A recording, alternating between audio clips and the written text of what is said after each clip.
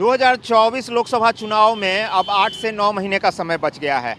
नीतीश कुमार विपक्षी एकजुटता के सूत्रधार बने हुए हैं।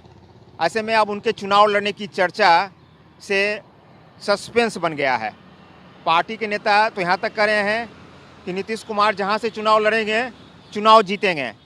हालांकि बीजेपी तंज कस रही है, तो वहीं राजनीतिक विशेषज्ञ कह रहे हैं कि नीतीश कुमार नरेंद्र मोदी की तरह 2 स्थानों से चुनाव लड़ सकते हैं।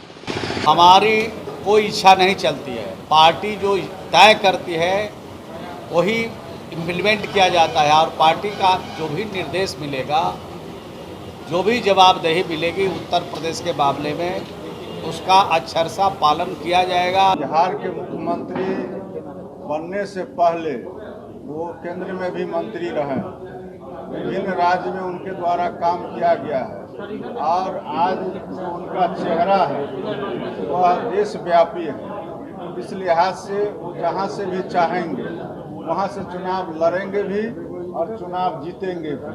लेकिन हम लोग बिहार के मंत्री होने के नाते, बिहार के निवासी होने के नाते हम लोग का व्यक्तिगत चॉइस होगा कि माननीय मुख्यमंत्री जी बिहार से भी चुनाव लड़ें। देखिए, हमारे नेता पूरे देश के नेता हैं, आदरणीय नेता। पूरे देश की जनता उन पे विश्वास करती है। पहले भी रेल मंत्री रह चुके हैं और पूरे राज्य के लिए काम किए हैं, ऐसा नहीं कि पर्टिकुलर एक जगह के लिए।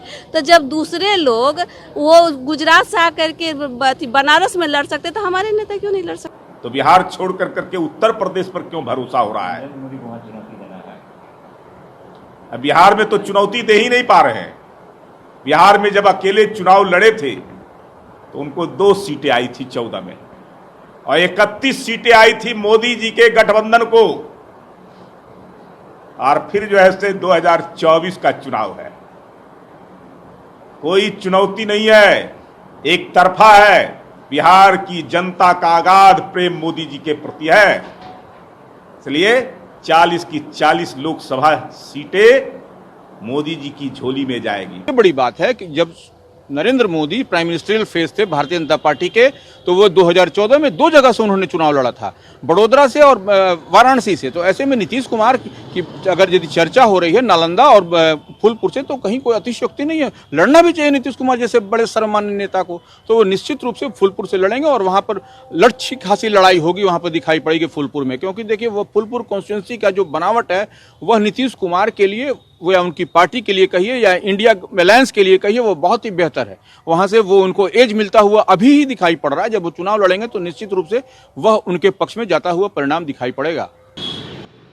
2024 में नीतीश कुमार बीजेपी के खिलाफ विपक्ष को एकजुट करने की कोशिश कर रहे हैं और 2025 में ऐलान भी कर चुके हैं कि तेजस्वी यादव के नेतृत्व में बिहार विधानसभा का चुनाव होगा। 2024 में नीतीश कुमार के विधान परिषद का कार्यकाल भी समाप्त हो रहा है। ऐसे में राजनीतिक रूप से सक्रिय रहने के लिए यह जरूरी है कि लोकसभा का चुनाव लड़ें या फिर राज्यसभा के माध्यम से जाएं। अब देखना है कि नीतीश कुमार क्या कुछ फैसला लेते हैं। कैमरामैन अशोक के साथ अविनाश, ETV भारत, पटना।